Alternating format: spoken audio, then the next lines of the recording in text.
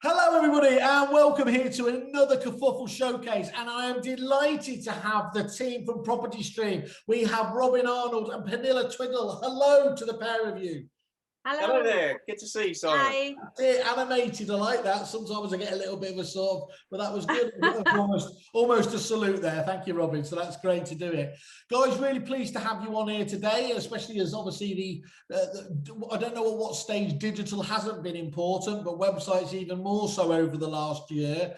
We were talking off camera there about what just an insanely busy time it was for you. And I'm guessing that's the name of the game, isn't it? If somebody has if somebody has not been happy with their website previous to 2020, that was the year that was really going to shake them out of their apathy, wasn't it? In terms of looking at that and understanding they needed something more. Yeah, I think the penny really dropped around sort of April last year, and we saw a massive change in our business, the amount of inquiries we had, and also, although we've had a steady flow of inquiries, it was people realising that actually we probably need to do a bit more, invest a bit more, and really get a brand across is so important, and just have a website that is as equal, if not more important, than a shop front. And it should be like your best, highest performing team member. That's the way you should see it, and you need to invest in it for those reasons, really. But I think although it's been tough the last sort of 5 years trying to sort of get that message across, but I think really about April last year, I think the penny really has dropped and things have changed for the better.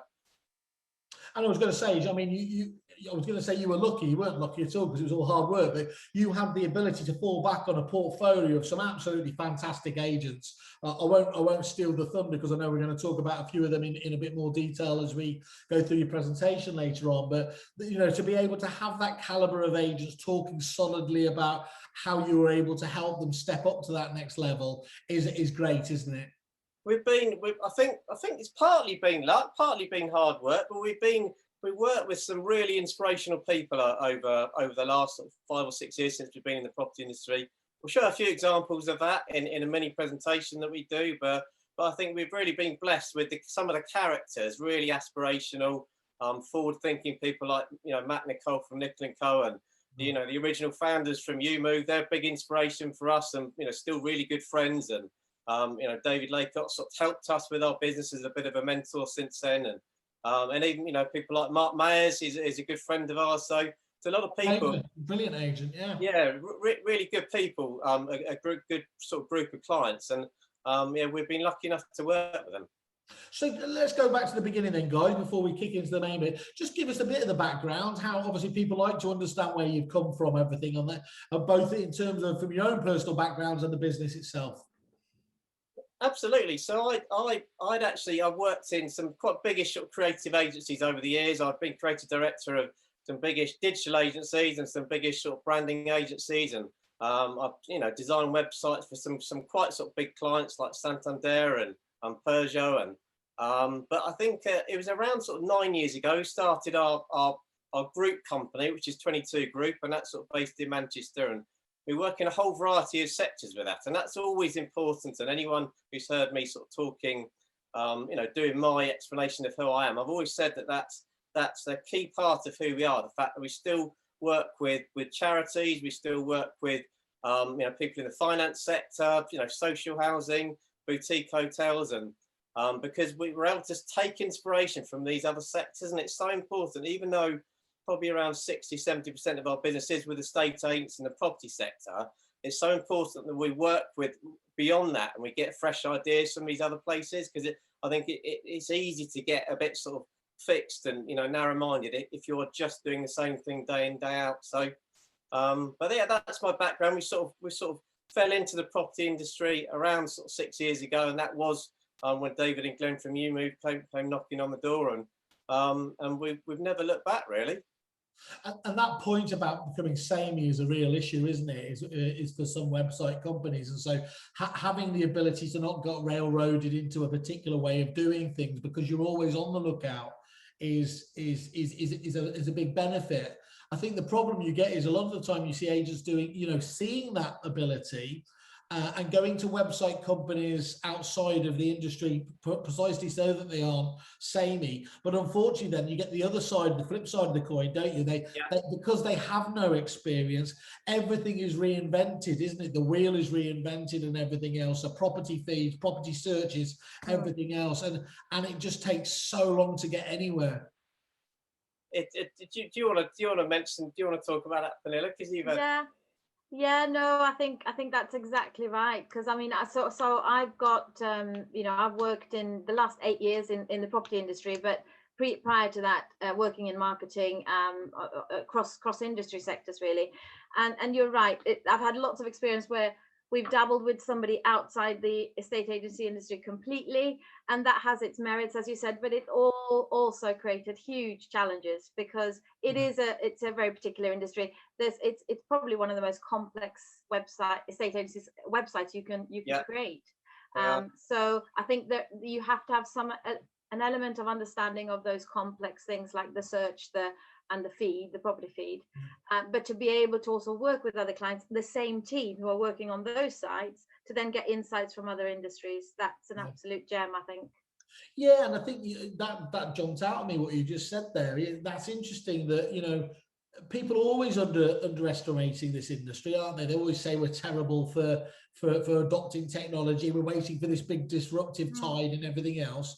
And you know, on the face of it, is the problem because it does look simple. You're just matching properties to people, and that's it. But the minutiae that goes into that, in terms of the complexity around searches, and then you know, does you only have to look at some of the car crash sites that have been done over the years, don't you, to see where people have gone wrong on that front. No, exactly. And I think a good example really is you know, you find an IT manager, quite a techie person in another sector, in the travel industry or even the car industry, and you say, look, go and get your head around a property feed and try and connect this to this, and your two-way integrations and your lettings feeds, and see how you get on, and come back in a day's time and so let me know if you've got any questions, because it's complicated stuff, and that's then you throw in an on the market early bird feed, and exactly that.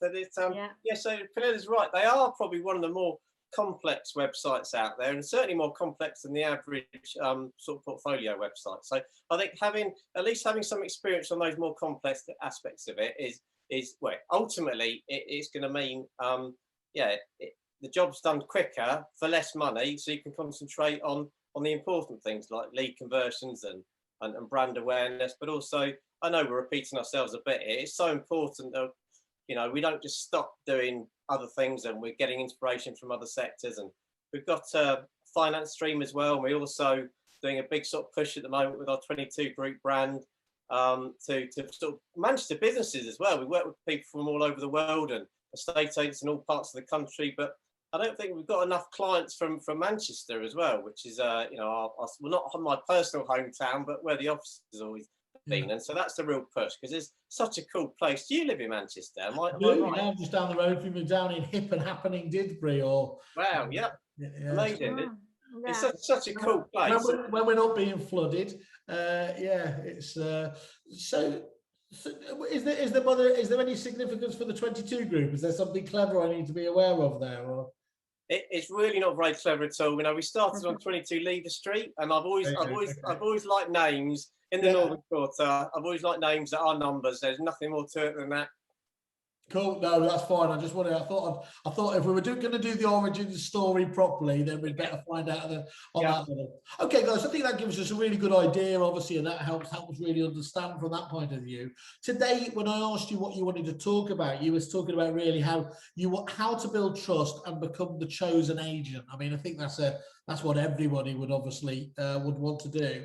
And we were going to kick off this on a 3-tier approach, weren't we? We were going to say what are the key ingredients for building trust with your brand? Number 2, what are the key ingredients for building trust with your website? And then for building trust with your marketing as well. I'm particularly interested how you've got kind of focused on that 3-point effect there. Rabbling on. Okay, so this is the third part of the, obviously, the building trust in the marketing element, yeah? Yeah. That's right. Yeah, it all links in. But yeah, so there's loads of variations of the 3 R's, but the one I'm going to use is reach, relevance, and repetition. Now we've already talked quite a lot about that, but it is absolutely important that in this incredible amount of noise that you're not just blurting out everything to everybody. I mean, we've known that for a while, but I guess it's helping companies in the estate agency industry to do just that. So reach is always going to be important, but you need to have the relevant subject, and you need to repeat something at least 8 times before I think they take a proper decision. So it's about making sure that you do that. I think I read somewhere the other day that between 5,000 and 30,000 brand messages are thrown to us every day. Yes, So, right, you know, yeah. I think, you know, again, it just goes to show that once you get your reach and your relevance correct, don't be afraid of repeating it a number of times, because not everyone will see it all those times. So it's not rocket science, but it's just important to remember that. Do you want to go on to the next slide, Robin? Oh, we've got, yeah, so again, we've talked about this now, but this is the Nickel & Co. again, making sure that it's relevant to the audience that you're speaking to, and you're putting it out on the channels that they're likely to see. And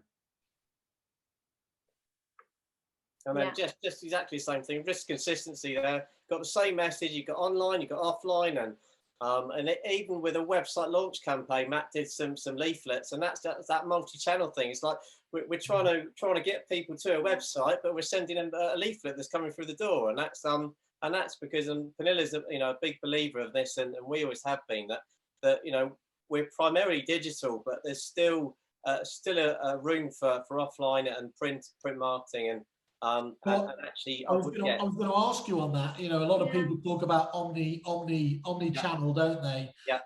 You're a firm believer. I mean, it always seems like it's just blatantly obvious, but I mean, I think when you see digital campaigns combined with the analog, they can be really powerful, can't they?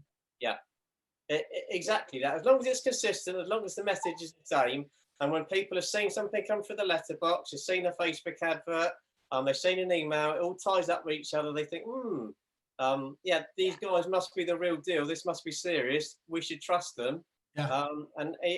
Everyone says it. I know Penilla's just said it 6, 7, 8 times. People need to see that message before they think, right, I'm ready to buy from them. Yeah. Yeah. Cool. And then that leads me on to, Penilla on to one of the next ones. So I'll give a brief intro into this one, but ease of consumption. Penilla's going to talk about the marketing analogy for this, but on a personal level, when I came to your launch, you made it really easy to consume, because you kept buying us shots over and over and over again. You made it amazing, and what that built up. I thought, this is a really nice guy. He's making a real effort. He's buying us lots of drinks. We've had an amazing time, and I feel like I'm best mates with you. And I've only ever seen you and had like a 10-minute chat with you. So you made it very easy to consume that night, Simon. Good. I've always believed on that. Yeah, we knew that there'd be a reference to drink when I wrote that, and I actually wrote it, ease of consumption, and Robin even looked oddly at me, and he said, what do you mean by that? And I said, I know what I mean, but perhaps it's what I call a Penillaism, because I do come up with words that don't really make any sense at times, which is interesting. But what I did mean is that you've got to make sure that your marketing and anything you're putting out there is easy to consume for the audience that you're talking to. So for example, you've got your first time, but it's easy to just plonk everything onto a website and think, there you go, we'll share the website link. You need to have first time buyer guides that are easily accessible as a downloadable guide, because they're more likely to want to just read it on their phones. Yep.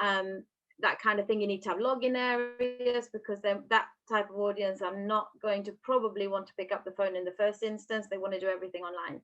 And on the other side of the spectrum, you may have people who are looking to downsize or retire, who actually might want to consume the information you're putting to them via a flyer that comes through the door. That's all it means. Again, no rocket science there, but just an important one to remember.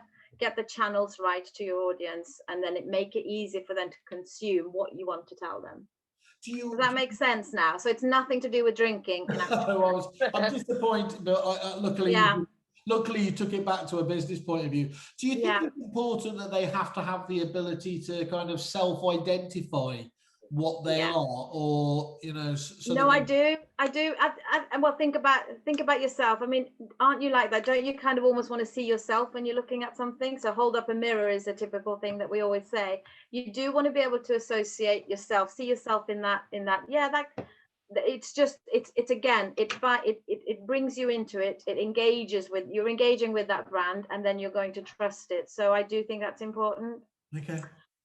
The other one we had was customer service. Again, there's nothing like customer service to actually drive that key ingredient, which is ultimately a recommendation or a referral. So customer service, monitor that through metrics and announce it through marketing. A lot of people do the first part really right. We've talked about some of the excellent platforms, so Trustpilot, FIFO, whatever you want to use. My view is that Google is still king, so you need to make sure you get your reviews on there. But also don't forget to leave it there. Take it a step further and make sure that you announce that through your marketing. Have campaigns built around your customer success.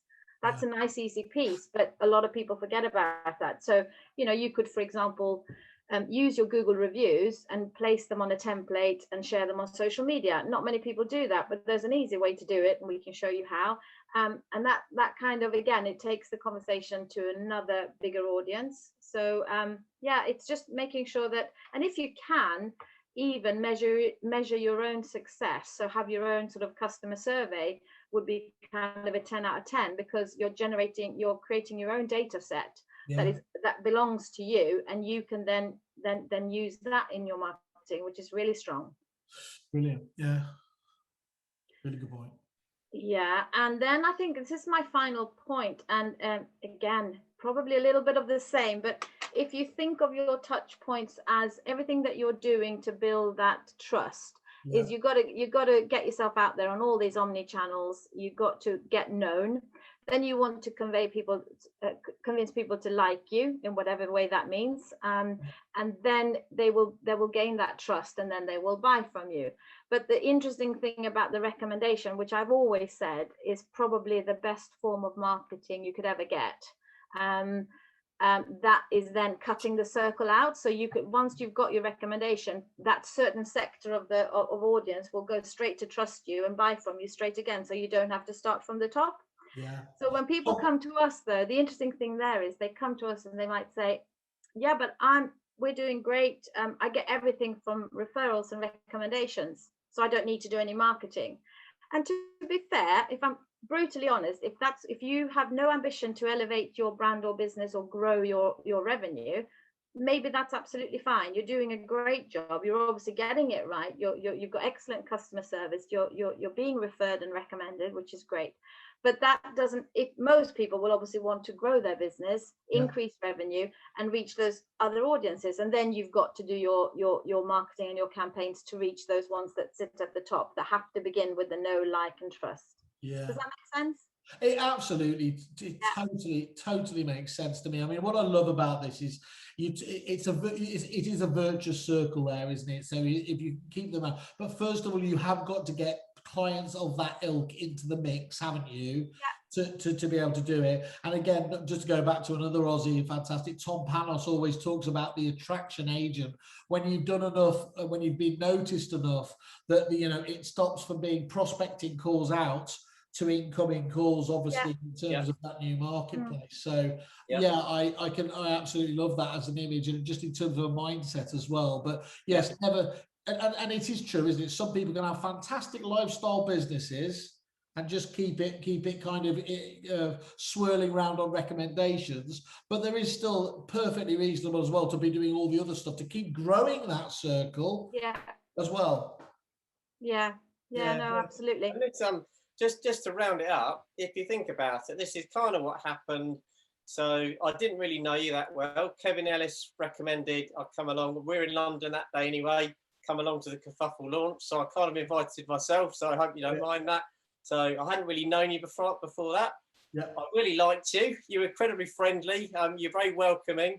You bought us lots of drinks, and that made me like you. And then I started then off the back of it. I followed you on, I connected to you on Facebook. And so I started seeing you dance in the front room, and I thought that's great, because that's what we do in our garden office. So, and actually, although, they might be quite fun non-work related things. Off the back of that, I got to know a bit more about you, and off the back of that, I trusted.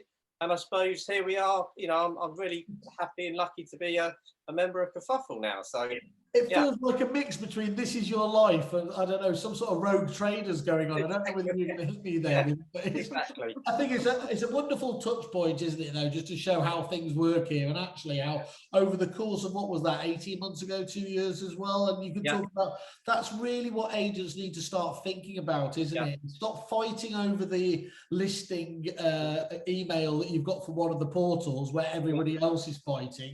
You've built up no trust, no likability.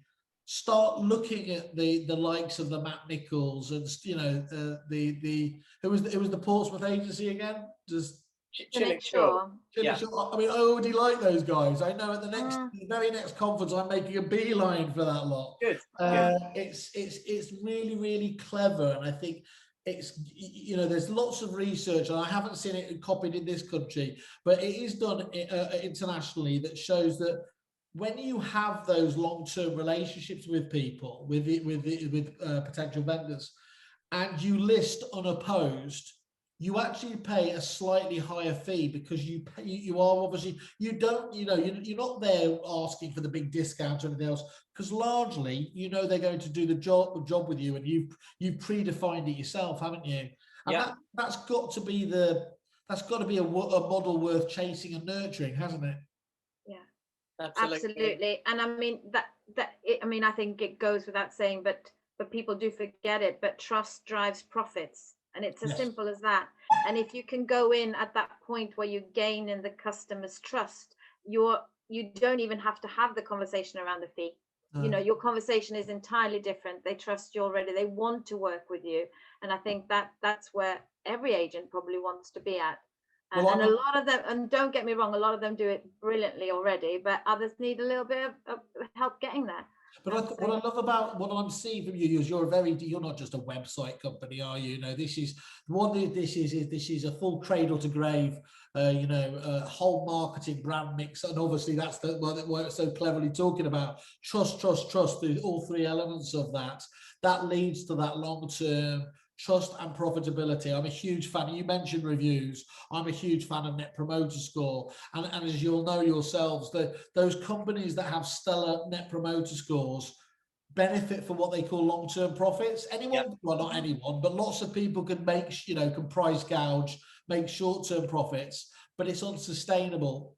By delivering customer service, by delivering trust, by delivering that referral business back, that's how you end up with a business for decades, not just for years. Yeah, exactly. And it takes a bit of time. And there was, I'm sorry, I can't remember the name of him. You probably watched it as well. That EA Masters, that branding guy who did that talk the other week. Was it? Yeah, and he talked about brand awareness a lot in that, and he talked about that playing the long game, and really that is a lot of big agencies, a lot of big companies, whoever they are, whatever sector they're in, they play the long game because they know that in the end they're going to be better for it. So and he made a massive point about attention, isn't it? The key driver of why people like Netflix and Apple are trying to launch TV and everything else is to get continual FaceTime and everything else. Exactly, and that's how so much of what you've been touching on here today is just, again, making sure that when you get your opportunity, that you remember that business and that individual as much as anything.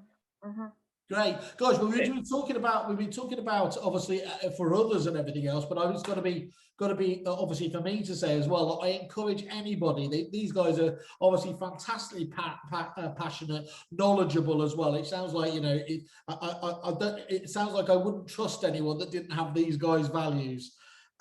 You've been really kind as well in helping our Kerfuffle members out as well by saying that you will do again, just like you have done today, a three-pronged deal for them, a free website and branding strategy session with yourself, Robin, including a free mock of what a new website could look like for you, worth over £1,500, 10% discount on all new website projects, plus free website marketing launch campaign, including blogs, social media, and PR release. Then on the branding side, yeah, there's more, as Jim used to say, free brand positioning statement and tone of voice document. And on marketing, a free animated social media visual and blog post with a campaign theme to suit your needs, e.g. valuation focus, customer testimonial, or how-to guides. You are insane. Let me tell you this. If you're thinking about doing something in this area and you don't talk to these guys on the back of that offer, again, get off my site. I'm not interested in you. That's look, that genuinely, don't go to these guys and waste their time, because that's a lot of time and energy they're putting into this. They're playing the long game. They're doing the reciprocity. They know if they do this for you and you are serious and you see the value there, then you're going to be long-term clients of theirs, like so many of those people are in the business. But I think that's fantastic. And I just need to say again, look, go and have a look on PropertyStream, on Kerfuffle there. Search it just anywhere on Google, it'll get you there. Because there's fantastic reviews there for the likes of Paul Donovan, 5-Star Writing Co. Talks just again. I said at the beginning how, you know, the reviews, text reviews, they were going down to this. I'm not going to read it out. It's about 15 pages he's gone to. You've got Chris Ellis from Harrison's again, understood us and what we were about. Now, again, the actual full review is much more, but that in itself, you're talking about the clarity and conciseness, is brilliant. And I'll leave it. We've touched on him before, and he's a long-time fan, stroke panelist, stroke stalker of this show, Mr. Matt Nichol himself.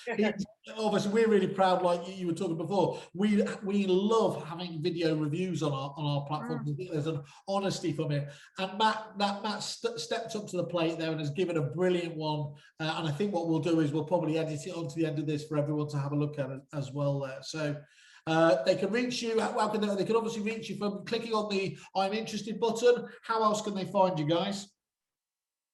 Just always emailing me, pick up the phone to me. That's probably the most direct route. Don't need to go to an inquiry form or so yeah, just the normal routes. Email me, pick up the phone, and yeah, we'll have a chat and get something booked in. Well, I was a bit worried there. Given how much you've been able to stalk me today, I thought you'd just know where to go to, how to find them. But it's nice and easy. It's just robin@22group.co.uk or panilla@22group.co.uk. Nice and easy. Absolutely fantastic. Guys, brilliant. Absolutely great. I'd love to have a panel with some of your clients on next. Certainly you've got some characters there and we need to have them on this show. So let's think of a couple of themes and let's get them on the next time, eh? Amazing. Thank you very much for your time here today. Again, thanks very much and best luck going forwards. Thanks. Good, Simon. Thanks a lot, mate. Bye. Bye. Cheers, guys.